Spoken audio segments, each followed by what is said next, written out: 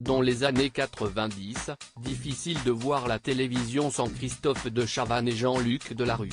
Les deux hommes sont tout aussi populaires l'un que l'autre et font partie des grands noms du milieu, sur des créneaux différents, le premier apprécie le divertissement, le deuxième les sujets de société. Ce qui ne les empêche pas de s'apprécier et même de se rapprocher au moment de la création de Réservoir Prod, la société de production de Jean-Luc Delarue. C'est d'ailleurs la raison pour laquelle les producteurs de l'émission pour le site Action font appel à eux en 1998, tentant de créer un grand rendez-vous. Ils imaginent qu'avec ces deux hommes incontournables, l'émission ne pourra être qu'un succès. Mais s'y estiment mal connaître leur caractère. Et surtout leur rivalité professionnelle, selon Vincent Mellet, auteur de la biographie Jean-Luc Delarue la star qui ne s'aimait pas, la soirée a en effet viré au cauchemar en coulisses.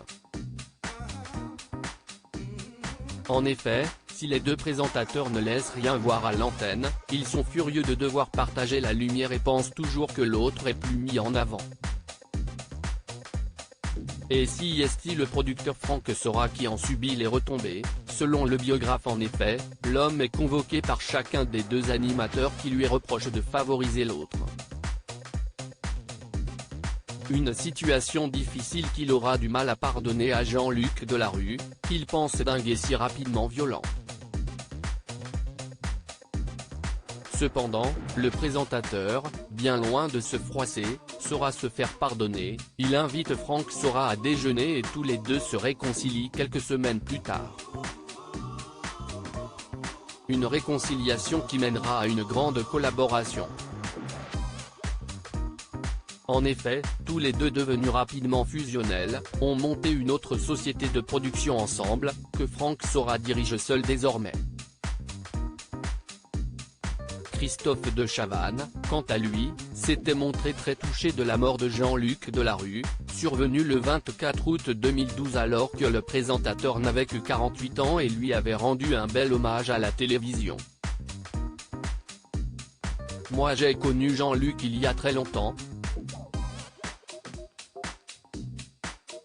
C'était un type brillant qui était très drôle, c'était un type cynique, surtout envers lui-même.